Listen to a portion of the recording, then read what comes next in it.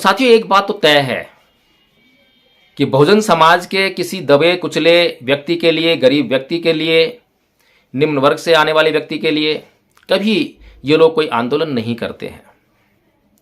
Doctor Ritu, doctor Laxman Yadav, doctor Ratanlal ji, या राजेंद्रपाल गौतम जी, महमूद प्राचा जी, जितने भी आप बड़े बड़े नाम जानते हैं, कभी भी ये लोग जो है आम आदमी की आवाज़ नहीं उठाते हैं। आम आदमी के लिए कभी आंदोलन नहीं करते। आम आदमी की आवाज़ उठाते हैं, जरूर उठाते हैं, लेकिन जब उठाते हैं जब वो मर जाता है। जितेंद्र मेघवाल की आवाज़ उसके मरने के बाद, इंद्र कुमार मेघवाल की आवाज़ उसके मरने के बाद, मनीषा वाल्मीकि उसके मरने के आवाज़ हुई। आंदोलन बहुत गूंजा, बहुत बड़ा हुआ। अगर इतनी ही सामाजिकता है और सामाजिक आंदोलन कर रहे हैं, समाज की लड़ाई लड़ रहे हैं, तो नीलम बौद्ध के ऊपर 3 बार महत्वपूर्ण मामलों में इन लोगों ने उस मामले को रिपोर्टिंग करने की जहमत तो उठाई, लेकिन उसमें नीलम बौद्ध का नाम क्यों नहीं लिया? और इससे ये लोग क्या दर्शाना चाहते हैं? क्या ये लोग ईमानदार हैं? क्या इन्हें कहा जा सकता है कि वास्तव में समाज की लड़ाई लड़ रहे हैं? क्या नीलम बौद्ध समाज की बहन बेटी नहीं है? साथियों, ये जरूर आवाज उठाते अगर नीलम बौद्ध का वहां पर एनकाउंटर हो जाता, नीलम बौद्ध मौत के मुंह में चली जाती, तो ये फिर नीलम बौद्ध की लाश को सामने रखकर, रोडों पे रखकर बहुत बड़ा आंदोलन करते। इतना बड़ा आंदोलन करते और लोगों को बताते कि देखो सत्ता के अभाव में हम लोग जो है कैसे प्रताड़ित किए जा रहे हैं। लेकिन वही नीलम बौद्ध क्योंकि जिंदा है, अगर नीलम बौद्ध की आवाज उठाई गई, इन्होंने जिक्र भी कर दिया, तो सत्ता की लड़ाई तो हो रही है। कहीं ऐसा ना हो कि नीलम बौद्ध के हाथ में सत्ता चली जाए। बाबा साहब जब 1954 में रंगून में बुद्धिस्ट काउंसिल में भारत को बौद्ध में बनाने का एक ब्लूप्रिंट जो है पेश कर रहे हैं, तो उनकी ये बहुत बड़ी इच्छा है कि भारत को बौद्ध में किया जाए। ऋतु जो कि अपने आप को सिखनी कहती हैं, तो क्या डॉक्टर ऋतु के कंधों पर यह जिम्मेदारी नहीं है कि वो बाबा साहेब का अनुसरण करते हुए बौद्ध धर्म को अपनाएं, और न केवल अपनाएं, उसका अच्छा अध्ययन करें और सिखों में जाकर उसका प्रचार प्रसार करें? इसी प्रकार से महमूद पारसा जी के कंधों पर क्या ये जिम्मेदारी नहीं है कि वो बौद्ध धर्म को अपनाएं, बौद्ध धर्म का अध्ययन करें और जाकर मुसलमानों को समझाएं कि इस देश का मुसलमान मूलतः मुसलमान नहीं था, वह बौद्ध था। जब अफगानिस्तान में बामियान की मूर्ति तालिबान ने अभी तोड़ी, और अफगानिस्तान, पाकिस्तान सभी मुस्लिम देश हैं, वहां पर भगवान बुद्ध की इतनी विशालकाय मूर्ति वहां पर तालिबान ने तोड़ी है। वो मूर्ति बनाई किसने? क्या मुसलमानों ने मूर्ति बनाई? क्योंकि मुसलमान तो बुत परस्ती के खिलाफ है, वो तो मूर्तियों का भंजक है, यानी मूर्तियों को तोड़ने वाला है। मूर्तियां बनाएगा कैसे? वो भगवान बुद्ध की मूर्ति। अब भी चाहता हूं कि ये सारे लोग, यदि इनको नहीं पता है, बहुत बुद्धिमान लोग हैं, प्रोफेसर लोग हैं, डॉक्टरेट की हुई है, इनका अपना अहम भी इनके पास है, क्योंकि बहुत पढ़े लिखे लोग हैं, किताबें लिखने वाले लोग हैं। ये अहम इनके पास है कि इनको कोई बुद्धि नहीं दे सकता, बल्कि ये दूसरों को बुद्धि दे सकते हैं। मैं अपने अहम को त्याग कर मैं इनसे आह्वान करता हूं कि आइए मेरे साथ, मैं बनाता हूं एक संघ, और मात्र 2 या 3 साल का टाइम पीरियड रखते हैं सत्ता प्राप्त करने के लिए। आइए करके दिखाते हैं पूर्ण सत्ता जो है कैसे प्राप्त की जाती है। फिर आपकी कभी कभार आवाज़ उठाया करेंगे, जैसे कि स्वामी प्रसाद मौर्य जी आवाज़ उठा रहे हैं, समाजवादी पार्टी में हैं, बहुत ज़ोर से आवाज़ उठा रहे हैं। क्यों उठा रहे हैं? क्योंकि आप लोगों की सहानुभूति लेनी है, क्योंकि आप लोगों का वोट चाहिए उनको। और अखिलेश यादव जी उनको मना नहीं करते कि आप जो है हिंदू धर्म पर प्रहार मत कीजिए, बल्कि और कहते हैं कि आप हिंदू धर्म पर बोलिए, कटाक्ष करिए। एक नेता छोड़ रखा है समाज के बीच में कि जाओ इनके लिए ऐसे ऐसे बोलो, ताकि ये लोग जो है गुमराह होकर आपके पीछे आ जाएं। भी नहीं है, कोई ईवीएम के लिए खिलाफ लड़ रहा है, कोई दिल्ली विश्वविद्यालय में प्रिंसिपल के खिलाफ लड़ रहा है। इन सब की लड़ाई सत्ता की नहीं है, सत्ता के अंश की है, और सत्ता के अंश से सत्ता नहीं आती है। सत्ता का अंश यानी कि विधायक और सांसद बनने की लड़ाई है। जैसे ही जहां से भी इनको ऑफर मिलेगा वहाँ से वो सांसद बनेंगे, वहाँ से वो नीलम बौद्ध की आवाज़ बहुजन मीडिया ने उठाई होती अगर वे पत्रकार ना होती तो। उनकी गरीबी उनके आड़े आ गई, क्योंकि मजबूरी में उनको जो है अपना यूट्यूब चैनल बनाना पड़ा, पत्रकारिता के क्षेत्र में आना पड़ा। उससे पहले वो बहुजन नेता के रूप में जानी जाती थी और लगातार जो है तमाम मंचों से बहुजन समाज की आवाज़ उठाती रही हैं। एक बहुजन नेता, एक पत्रकार, एक सामाजिक कार्यकर्ता, अंधविश्वास पाखंडवाद पर प्रहार करने वाली एक महिला, ये सब उनके विशेषण हैं जिनसे उनको जाना जाता है। लेकिन जैसे ही पत्रकारिता के क्षेत्र में उन्होंने कदम रखा तो जो बड़े बड़े चैनल जो अब तक उनका इंटरव्यू लिया करते थे, उनकी वीडियोज़ को उनके फेसबुक से चुराकर अपने चैनलों पर लगाकर रेवेन्यू कमाया करते थे, जिसमें कि बहुजन टीवी, दलित दस्तक, नेशनल दस्तक, शंभू सिंह जी, ये लोग शामिल। सभी लोगों से पूछा कि बहुजन समाज की बहन बेटी नीलम बौद्ध 22 दिन तक गोरखपुर जेल में बंद थी, तो क्या यह खबर बहुजन मीडिया के लिए एक खबर नहीं थी? अगर बहुजन मीडिया नीलम बौद्ध के जेल जाने की खबर को नहीं दिखाएगी तो यह खबर दिखाने का काम कौन करेगा? क्या गोदी मीडिया ये काम करेगा? आकर आपसे चीत्कार किया, चिल्लाई, चीखी, रोई, पीटी। लेकिन नीलम बौद्ध की आवाज़ उठाने का काम इन लोगों को अपने मंचों से करना चाहिए था। ऐसा नहीं है कि लोग मंच नहीं लगाते। 136-37 दिन तक तो ये आंदोलन चल रहा है, रोज़ वहाँ पर माइक में आवाज़ लगाई जाती है, बहुत दहाड़ा जाता है, सब कुछ किया जाता है। जंतर मंतर पर बहुत सारे आंदोलन हुए, बहुत सारे संगठनों ने किए, लेकिन कोई संगठन जो है इस तरफ ध्यान नहीं देता।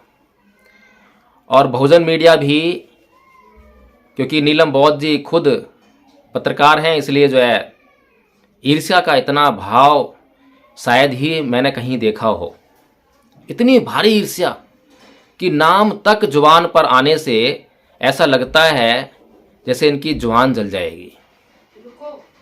अगर डॉक्टर रितु अभी भी ये कहती हैं कि मैं ये समाज के लिए रोई, तो मैं पूछना चाहूँगा कि जब रोहित वेमुला ने आत्महत्या की तब किसी ने उनका वीडियो देखा रोते हुए कि वो उसकी मौत पर रोई हों?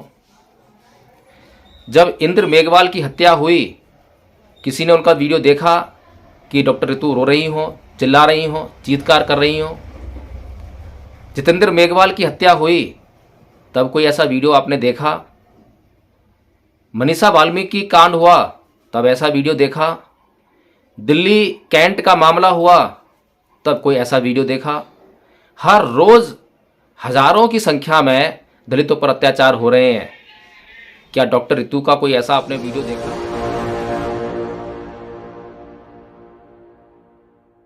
जय भीम, नमो बुद्धाथियों। साथियों, प्रोफेसर डॉक्टर रितु का आंदोलन दिल्ली में चल रहा है और दिल्ली विश्वविद्यालय में धारा 144 लगाकर दिल्ली पुलिस ने उनके आंदोलन को उखाड़ने का फैसला किया और वहाँ से उनका सारा जो तंबू और बम्बू था सब कुछ उखाड़ फेंका और उसके बाद वहाँ पर जो है पानी भर दिया।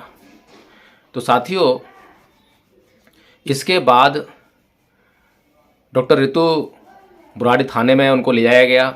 वहाँ पर लगभग आधी रात तक जो है वहाँ पर वे जो पुलिस की तानाशाही थी उसके खिलाफ प्रोटेस्ट करते रहीं। उनके साथ में सुप्रीम कोर्ट के एडवोकेट महमूद पारचा जी भी थे, अन्य वकील साथी भी थे। और जैसे ही हमें पता लगा तो हम भी वहाँ पर डॉक्टर रितु का साथ देने के लिए पहुँचे और जो भी हर संभव सहायता हम कर सकते थे हमने भी करने का प्रयास किया।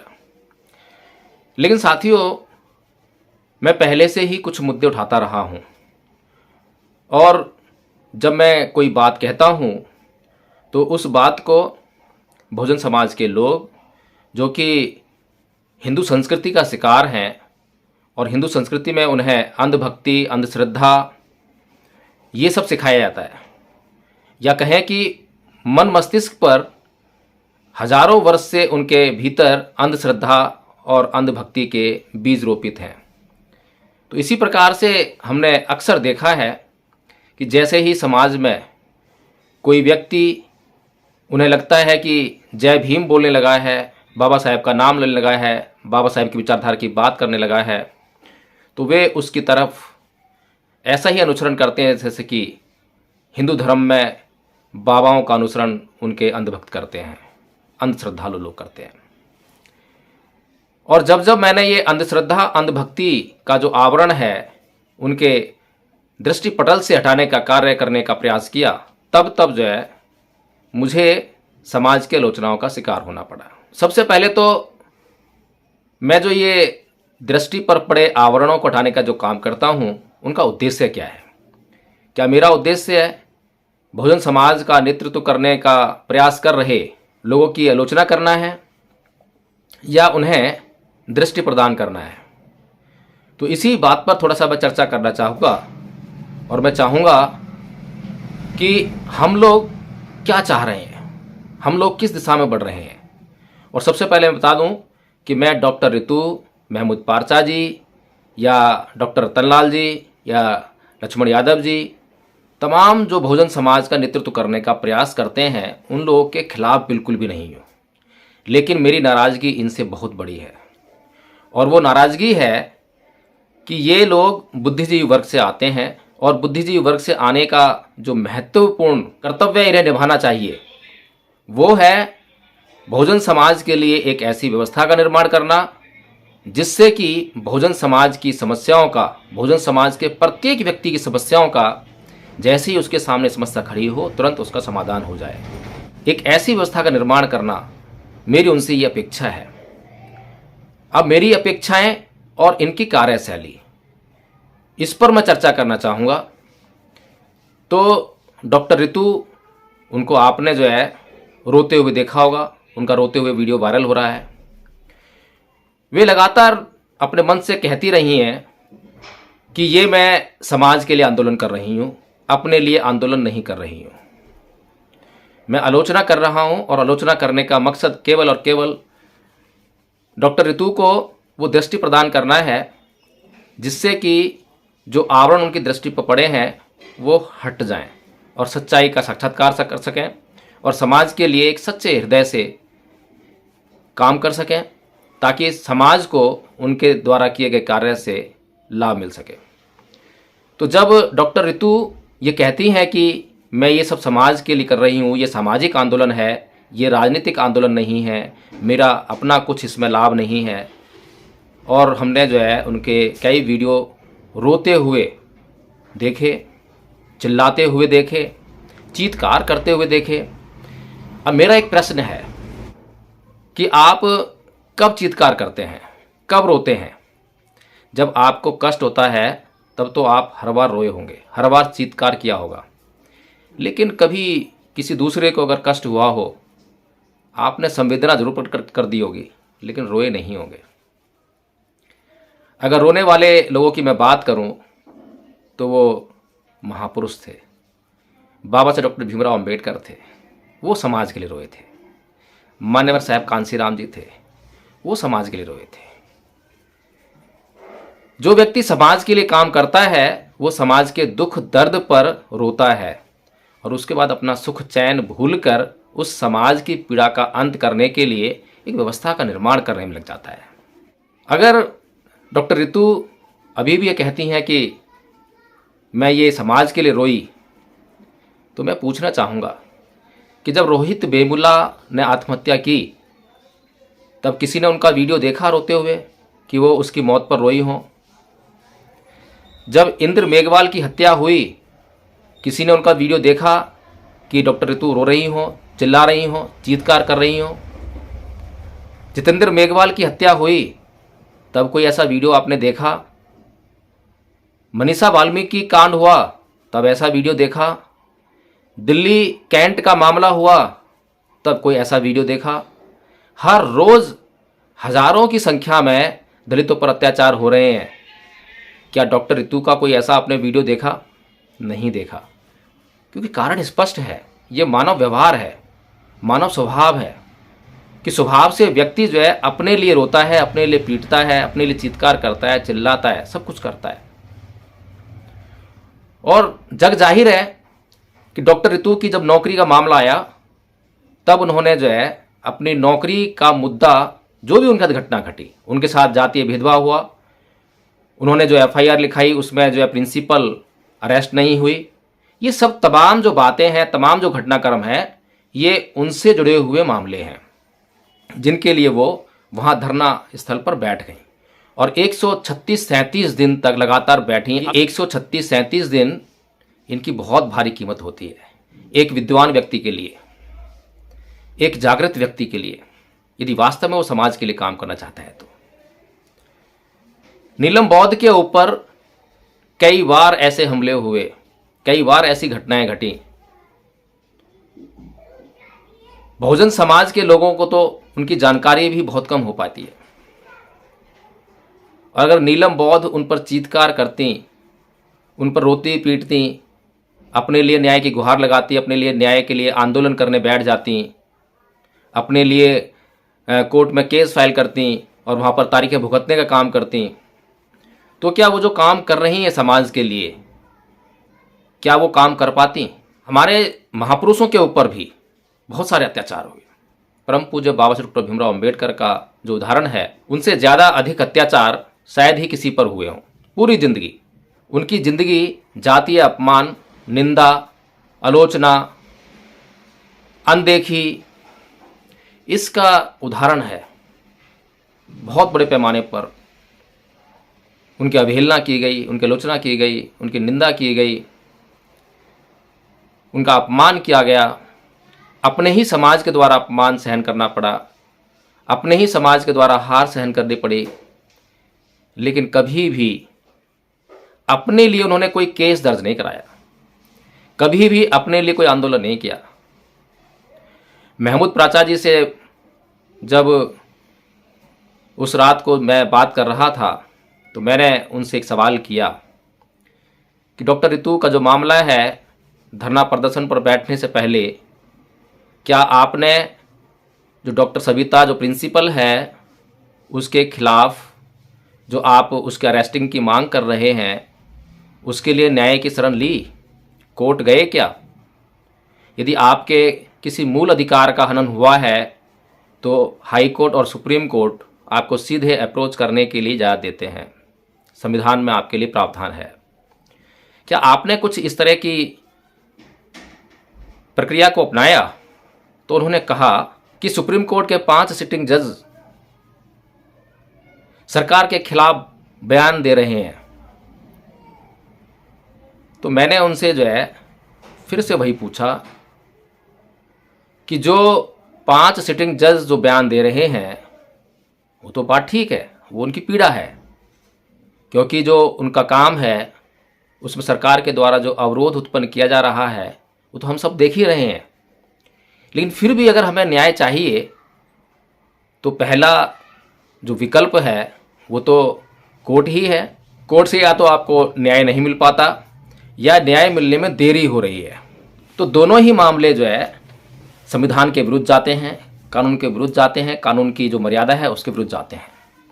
तब आप जो है कोई आंदोलन करते हैं तो समझ में आता है कि अब आपके पास कोई हथियार नहीं है। जब आप सुप्रीम कोर्ट तक चले गए, सुप्रीम कोर्ट तक जो है आपकी सुनवाई नहीं हुई, आपके जो राइट टू लाइफ है उसकी अवहेलना कर दी गई, सुप्रीम कोर्ट ने भी अवहेलना कर दी, क्योंकि उसके बाद तो कोई कोर्ट नहीं है। फिर वास्तव में जनता की अदालत रह जाती है, फिर वास्तव में आपके पास जो है धरना प्रदर्शन का मामला रह जाता है। मैं इस बात से सहमत हूं, मैं इस बात से बिल्कुल भी इनकार नहीं कर रहा हूं। लेकिन ये कहना कि केवल 20% न्याय हम कोर्ट से लेंगे, बाकी 80% न्याय हम सड़कों से लेंगे, ये बात समझ में नहीं आती। हर रोज जो पुलिस अधिकारी हैं वो आम जनता को न्याय से वंचित करने का काम करते हैं। जब भी आम जनता उनके पास शिकायत लिखाने जाती है, एफआईआर दर्ज कराने जाती है, तो उनकी एफआईआर नहीं लिखते। और सबसे पहले जो अन्याय होता है वो पुलिस के द्वारा ही होता है। उसके बाद जब पुलिस कोई एफआईआर लिख भी देती है और सामने जो अपराधी लोग हैं उनसे उसकी सेटिंग हो जाए, तो पैसे लेकर इन्वेस्टिगेशन को बिल्कुल ही बर्बाद कर देती है। और अक्सर हमने कोर्ट में जजेस को यह कहते हुए सुना है कि लैक ऑफ एविडेंस के कारण, यानी कि प्रमाण के अभाव में, सबूतों के अभाव में दोषी को बरी किया जाता है। तो जो न्यायिक व्यवस्था है उसमें तो दोष हैं, और उस दोष को पूरा करने का काम जो है, जो कोर्ट्स हैं और जो सरकार है उसका है। और वो अगर ये काम नहीं करती है तो इसके लिए एक आंदोलन किया जाना चाहिए, आम जनता के लिए एक आंदोलन किया जाना चाहिए। लेकिन महमूद प्राचा जी के पास पता नहीं कितने सारे केस आए होंगे, सीनियर एडवोकेट हैं, उम्र दराज हैं, पहला केस नहीं है। बताइए कितने केसों में उन्होंने जो है जन आंदोलन बनाकर उनकी लड़ाई की। और साथियों एक बात तो तय है कि बहुजन समाज के किसी दबे कुचले व्यक्ति के लिए, गरीब व्यक्ति के लिए, निम्न वर्ग से आने वाले व्यक्ति के लिए कभी ये लोग कोई आंदोलन नहीं करते हैं। Doctor Ritu, doctor Laxman Yadav, doctor Ratanlal ji या राजेंद्रपाल गौतम जी, महमूद प्राचा जी, जितने भी आप बड़े बड़े नाम जानते हैं, कभी भी ये लोग जो है आम आदमी की आवाज़ नहीं उठाते, आम आदमी के लिए कभी आंदोलन नहीं करते। आम आदमी की आवाज़ उठाते हैं, जरूर उठाते हैं, लेकिन जब उठाते हैं जब वो मर जाता है। जितेंद्र मेघवाल की आवाज़ उसके मरने के बाद, इंद्र कुमार मेघवाल की आवाज़ उसके मरने के बाद, मनीषा वाल्मीकि उसके मरने के आवाज़ हुई, आंदोलन बहुत गूंजा, बहुत बड़ा हुआ। अगर इतनी ही सामाजिकता है और सामाजिक आंदोलन कर रहे हैं, समाज की लड़ाई लड़ रहे हैं, तो नीलम बौद्ध के ऊपर 3 बार महत्वपूर्ण मामलों में हमला हुआ।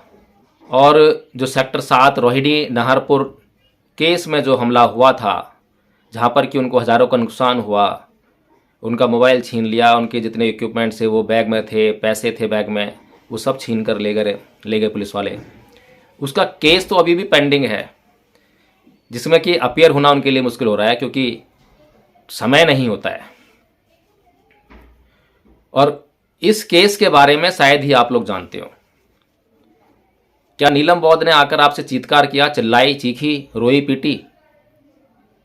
लेकिन नीलम बौद्ध की आवाज़ उठाने का काम इन लोगों को अपने मंचों से करना चाहिए था। ऐसा नहीं है कि लोग मंच नहीं लगाते।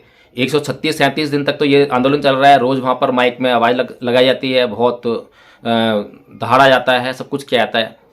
जंतर मंतर पर बहुत सारे आंदोलन हुए, बहुत सारे संगठनों ने किए, लेकिन कोई संगठन जो है इस तरफ ध्यान नहीं देता। और बहुजन मीडिया भी, क्योंकि नीलम बौद्ध जी खुद पत्रकार हैं, इसलिए जो है ईर्ष्या का इतना भाव शायद ही मैंने कहीं देखा हो। इतनी भारी ईर्ष्या कि नाम तक जुबान पर आने से ऐसा लगता है जैसे इनकी जुबान जल जाएगी। अभी नीलम बौद्ध जी 22 दिन तक गोरखपुर जेल में रहीं। उत्तर प्रदेश सरकार का अत्याचार सहन करना पड़ा, झूठा मुकदमा लगाया गया, और ये खबर जो है इन सभी लोगों तक पहुंची।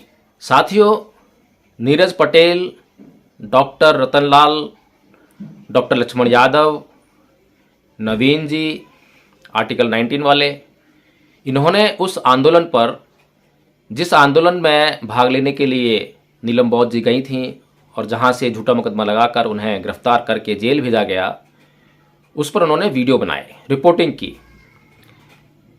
लेकिन इन लोगों ने नीलम बौद्ध का उसमें जिक्र तक नहीं किया, नाम तक नहीं लिया।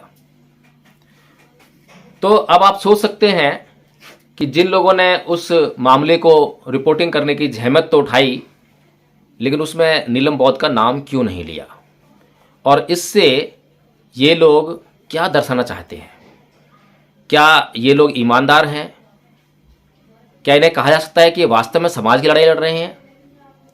क्या नीलम बौद्ध समाज की बहन बेटी नहीं है?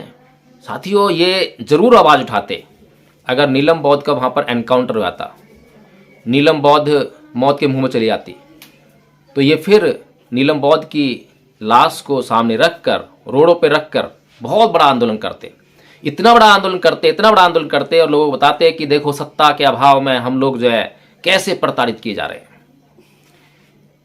लेकिन वही नीलम बौद्ध क्योंकि जिंदा है, अगर नीलम बौद्ध की आवाज़ उठाई गई, इन्होंने जिक्र भी कर दिया, तो सत्ता की लड़ाई तो हो रही है।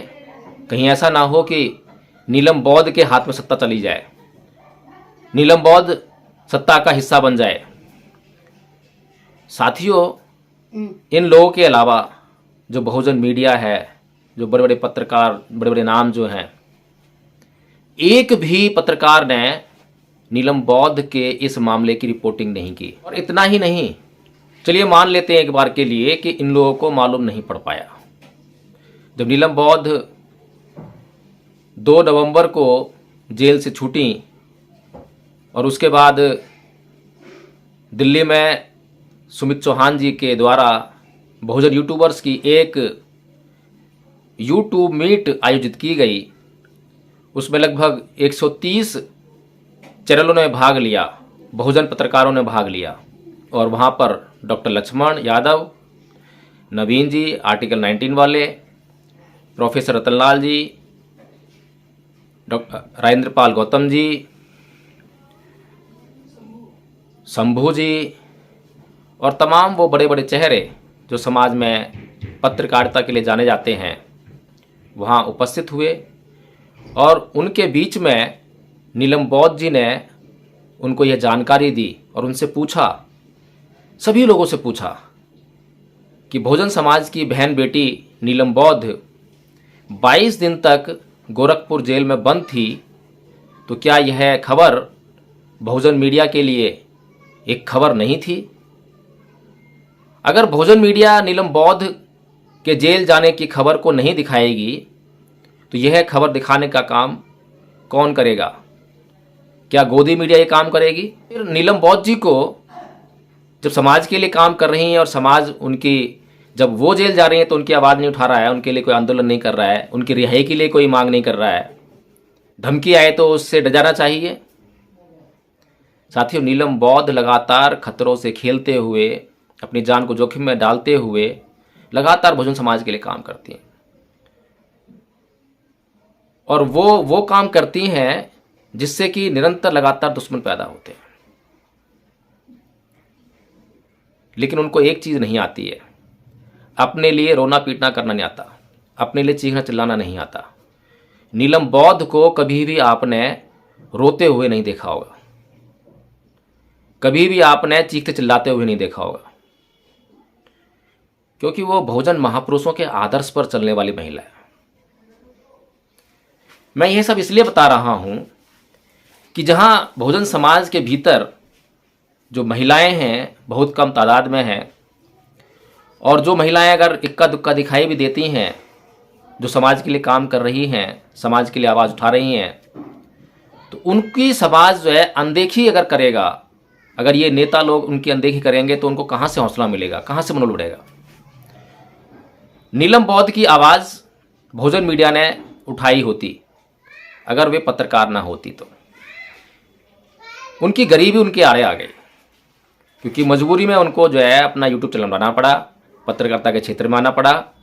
उससे पहले वो बहुजन नेता के रूप में जानी जाती थी, और बहुत लंबे समय तक आप लोग जानते होंगे बसपा के लिए उन्होंने जो है बसपा लोकसभा प्रभारी के पद पर रहकर कार्य किया, और लगातार जो है तमाम मंचों से बहुजन समाज की आवाज़ उठाती रही हैं। एक नेता के रूप में जानी जाती हैं, एक बहुजन नेता, एक पत्रकार, एक सामाजिक कार्यकर्ता, अंधविश्वास पाखंडवाद पर प्रहार करने वाली एक महिला, ये सब उनके विशेषण हैं जिनसे उनको जाना जाता है। लेकिन जैसे ही पत्रकारिता के क्षेत्र में उन्होंने कदम रखा, तो जो बड़े बड़े चैनल जो अब तक उनका इंटरव्यू लिया करते थे, उनकी वीडियोस को उनके फेसबुक से चुराकर अपने चैनलों पर लगाकर रेवेन्यू कमाया करते थे, जिसमें कि बहुजन टीवी, दलित दस्तक, नेशनल दस्तक, शंभू सिंह जी, ये लोग शामिल हैं। इन लोगों ने बहुत बार इंटरव्यू लिए, बहुत वीडियो लगाए, बिना पूछे नीलम बौद्ध जी से, नीलम बौद्ध जी का जो फेसबुक प्रोफाइल है वहाँ से वीडियो उठाकर अपने चैनल पर लगाए, चलाए भी और रेवेन्यू भी कमाया। वो जब था जब नीलम बौद्ध, डॉक्टर रतनलाल जी, लक्ष्मण जी, इनकी तरह खाली एक नेता थी, यूट्यूबर नहीं थे। लेकिन एक समझ में ना आने वाली बात यह है कि यूट्यूब चैनल तो डॉक्टर लक्ष्मण यादव ने भी तैयार किया, चला रहे हैं, डॉक्टर रतनलाल जी का भी चल रहा है, प्रोफेसर डॉक्टर रितु का भी चल रहा है। आज हर एक व्यक्ति का जो है चैनल चल रहा है और नीलम बौद्ध जी से कहीं ज़्यादा अच्छे चल रहे हैं। पाखंड और अंधविश्वास पर प्रहार करते हुए काम करती हैं। इसलिए नीलम बौद्ध का चैनल जो है, जो मोदी सरकार है, मनुवादी सरकार है, उसकी नज़रों में रहता है और उस पर लगातार जो है आघात होता रहता है, प्रहार होता रहता है। अभी जब 22 दिन तक नीलम बौद्ध जेल में रहीं तो उनके यूट्यूब चैनलों पर किसने वीडियो अपलोड किया, कितना काम हुआ? कुछ भी नहीं, जीरो। और सभी जानते हैं कि एक बार अगर 5-6 दिन तक किसी यूट्यूब चैनल पर कोई वीडियो ना पड़े तो वो चैनल जो है डंप हो जाता है। बहुत मुश्किलों का सामना करके नीलम बौद्ध बहुजन समाज के लिए कार्य कर रही हैं। उस समाज के लिए कार्य कर रही हैं, उस समाज के लिए राजनीति करने का प्रयास किया जिसकी राजनीति में अब दम नहीं रह गया था। उन्हें कोई सांसद या कोई विधायक बनने की कोई आशा जो है इस समाज का काम करते हुए नहीं है। हाँ, अगर इस समाज से गद्दारी करके वो कांग्रेस से हाथ मिला लें, समाजवादी पार्टी से हाथ मिला लें, भाजपा से हाथ मिला लें, आम आदमी पार्टी से हाथ मिला लें, तो बेशक वो विधायक और एमपी बन सकती हैं। और अभी आप देखेंगे कि जो लोग आपको दिखाई दे रहे हैं सामाजिक आंदोलन करते हुए, समाज के नाम पर आंदोलन करते हुए, वे लोग आपको भविष्य में ऐसा करते हुए दिखाई देंगे, क्योंकि उनकी अपनी कोई व्यवस्था तैयार नहीं है जिससे कि वो अपनी बहुजन समाज की राजनीति करके बहुजन समाज के आधार पर सत्ता हासिल कर सकें। इनकी सत्ता की लड़ाई बिल्कुल भी नहीं है। कोई ईवीएम के लिए खिलाफ लड़ रहा है, कोई दिल्ली विश्वविद्यालय में प्रिंसिपल के खिलाफ लड़ रहा है। इन सब की लड़ाई सत्ता की नहीं है, सत्ता के अंश की है। और सत्ता के अंश से सत्ता नहीं आती है। सत्ता का अंश यानी कि विधायक और सांसद बनने की लड़ाई है। जैसे ही जहां से भी इनको ऑफर मिलेगा वहां से वो सांसद बनेंगे, वहां से वो विधायक बनेंगे। फिर आपकी कभी कभार आवाज़ उठाया करेंगे, जैसे कि स्वामी प्रसाद मौर्य जी आवाज़ उठा रहे हैं, समाजवादी पार्टी में हैं, बहुत ज़ोर से आवाज़ उठा रहे हैं। क्यों उठा रहे हैं? क्योंकि आप लोगों की सहानुभूति लेनी है, क्योंकि आप लोगों का वोट चाहिए उनको। और अखिलेश यादव जी उनको मना नहीं करते कि आप जो है हिंदू धर्म पर प्रहार मत कीजिए, बल्कि और कहते हैं कि आप हिंदू धर्म पर बोलिए, कटाक्ष करिए। एक नेता छोड़ रखा है समाज के बीच में कि जाओ इनके लिए ऐसे ऐसे बोलो ताकि ये लोग जो हैं गुमराह होकर आपके पीछे आ जाएं। और लक्ष्मण यादव जी की बात कौन नहीं जानता। मैं आलोचना सिर्फ आंखें दिखाने के लिए कर रहा हूँ, दृष्टि देने के लिए कर रहा हूँ। कोई ये ना समझे कि मैं आलोचना जो है द्वेष से पीड़ित होकर कर रहा हूँ।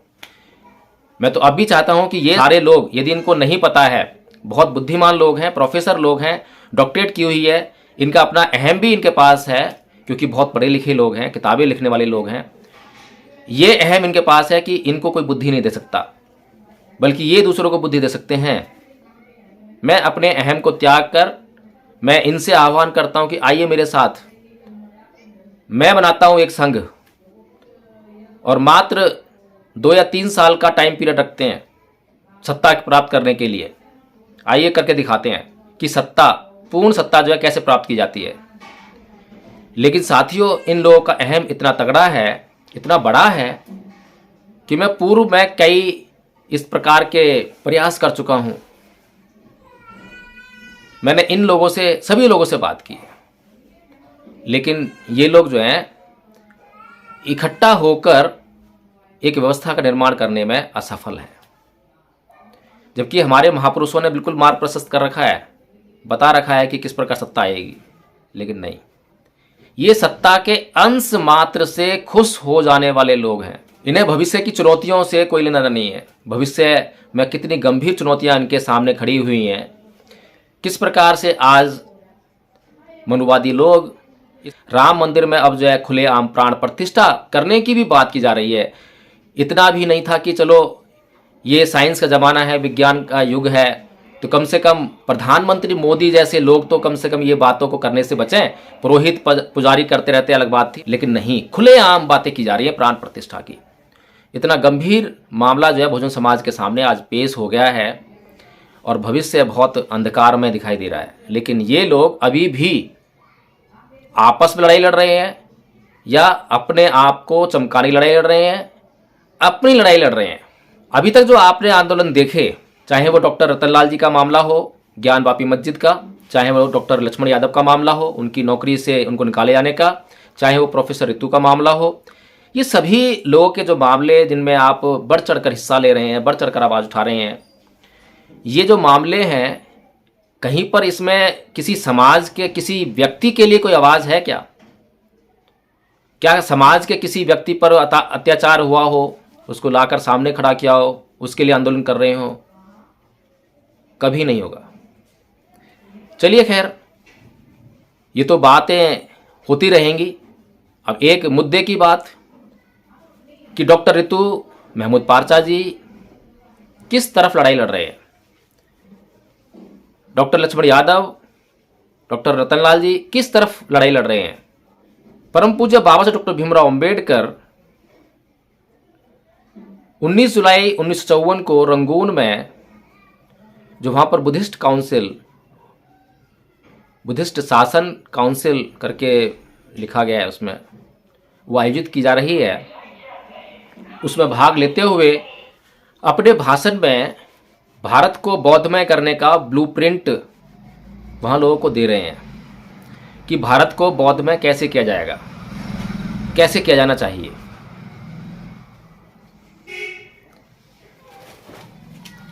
डॉक्टर ऋतु महमूद पारचा जी, डॉक्टर लक्ष्मण यादव, डॉक्टर रतनलाल जी अपने आप को अम्बेडकरवादी कहते हैं, अम्बेडकर के नाम पर आंदोलन करते हैं। और मैं पहले भी कह चुका हूँ, बार बार कहता हूँ कि अम्बेडकरवादी नहीं, अम्बेडकर समर्थक। अम्बेडकर समर्थक वो जो किसी बात पर या किन्हीं बातों पर अम्बेडकर का समर्थन करता है। अम्बेडकरवादी वो जो हर बात पर अम्बेडकर का समर्थन करता है। और अम्बेडकरवादी वो जो न केवल समर्थन करता है बल्कि अपने जीवन में उन बातों को अमल में लाने का पूरा प्रयास करता है। परिभाषा साफ है, स्पष्ट है। मैं कोई बहुत बड़ा गुड़ा भाग करके आपको नहीं दिखा रहा हूं, नहीं बता रहा हूं। मैं जो कार्य कर रहा हूं वो भारत में बौद्ध धर्म को पुनर्जीवित करने का कार्य कर रहा हूं, ताकि भारत के लोग, उनका कल्याण हो सके, उससे लाभान्वित हो सके। अगर भारत बौद्धमय हो गया तो मुझे कोई गाड़ी घोड़ा महल नहीं मिलने वाले हैं, हवाई जहाज नहीं मिलने वाले हैं। लेकिन जो ये लोग कार्य कर रहे हैं सामाजिक आंदोलन के नाम पर, जो सामाजिक आंदोलन करने वाले लोग हैं, अगर इनके सामाजिक आंदोलन सक्सेस होते हैं तो कोई सांसद बनेगा, कोई एमएलए बनेगा, महल भी मिलेंगे, गाड़ियाँ भी मिलेंगी, बैंक बैलेंस भी मिलेगा, पेंशन भी मिलेगी, सब कुछ मिलने वाला है। तो परम पूज्य बाबा साहब डॉक्टर भीमराव अंबेडकर का अनुसरण करने का काम करने वाला व्यक्ति ही अपने आप को अम्बेडकरवादी कह सकता है। और बाबा साहब जब 1954 में रंगून में बुद्धिस्ट काउंसिल में भारत को बौद्धमय बनाने का एक ब्लूप्रिंट जो है पेश कर रहे हैं, तो उनकी ये बहुत बड़ी इच्छा है कि भारत को बौद्धमय किया जाए। डॉक्टर ऋतु, जो कि अपने आप को सिंघनी कहती हैं, सिखनी कहती हैं, बाबा साहब डॉक्टर भीमराव अंबेडकर ने जब धर्म परिवर्तन किया तो सिख धर्म को नहीं अपनाया, बौद्ध धर्म को अपनाया। तो क्या डॉक्टर ऋतु के कंधों पर यह जिम्मेदारी नहीं है कि वो बाबा साहेब का अनुसरण करते हुए बौद्ध धर्म को अपनाएं, और न केवल अपनाएं, उसका अच्छा अध्ययन करें और सिखों में जाकर उसका प्रचार प्रसार करें, बताएं लोगों को कि बौद्ध धर्म में कितना महान गुण है, जिनको अपनाकर सिख लोग भी जो हैं भारत में एक एकता की मिसाल स्थापित कर सकते हैं और सिखों को इसके लिए सिख धर्म छोड़ने की जरूरत भी नहीं पड़ेगी, केवल बुद्ध के धर्म को जानने की जरूरत पड़ेगी। इसी प्रकार से महमूद पारसा जी के कंधों पर क्या ये जिम्मेदारी नहीं है कि वो बौद्ध धर्म को अपनाएं, बौद्ध धर्म का अध्ययन करें और जाकर मुसलमानों को समझाएं कि इस देश का मुसलमान मूलतः मुसलमान नहीं था, वह बौद्ध था। जब अफगानिस्तान में बामियान की मूर्ति तालिबान ने अभी तोड़ी और अफगानिस्तान, पाकिस्तान सभी मुस्लिम देश हैं, तो वहां पर जो भगवान बुद्ध की इतनी विशालकाय मूर्ति वहां पर तालिबान ने तोड़ी है, वो मूर्ति बनाई किसने? क्या मुसलमानों ने मूर्ति बनाई? क्योंकि मुसलमान तो बुत परस्ती के खिलाफ है, वो तो मूर्तियों का भंजक है, यानी मूर्तियों को तोड़ने वाला है। मूर्तियां बनाएगा कैसे? वो भगवान बुद्ध की मूर्ति। तो महमूद पारसा जी, आप अपने ही लोगों का इतिहास अगर उनको समझाएं, बताएं, तो जहां हिंदू लोग उनको कन्वर्ट करने की कोशिश कर रहे हैं हिंदुइज्म में, और बहुत सारे मुसलमान तो हिंदू धर्म में कन्वर्ट हो भी रहे हैं। कोई शादी ब्याह को लेकर हो रहा है कि किसी हिंदू लड़की शादी करनी है तो कन्वर्जन करना है, या कोई जोर जबरदस्ती से हो रहा है, कन्वर्ट तो हो रहे हैं। बहुत से लोग ईसाई बन रहे हैं, बहुत से हिंदू ईसाई बन रहे हैं, बहुत से मुसलमान भी ईसाई बन रहे हैं। तो क्या यह आपके कंधों पर जिम्मेदारी नहीं है कि आप बौद्ध धर्म का अध्ययन करें और अपने लोगों में जाकर इस बात का प्रचार करें कि इससे बेहतर व्यवस्था नहीं मिल सकती है? तो एक छोटा सा तर्क जो है इस बात पर भी, क्या बाबा साहेब का बुद्धिज्म में शामिल होना या बुद्धिज्म को अडॉप्ट करना सही था या गलत था? अगर गलत था तो बिल्कुल भी आप बौद्ध धर्म का प्रचार प्रसार मत कीजिए, उसकी बात भी मत कीजिए। और अगर सही था तो फिर वो दवा खानी ही पड़ेगी।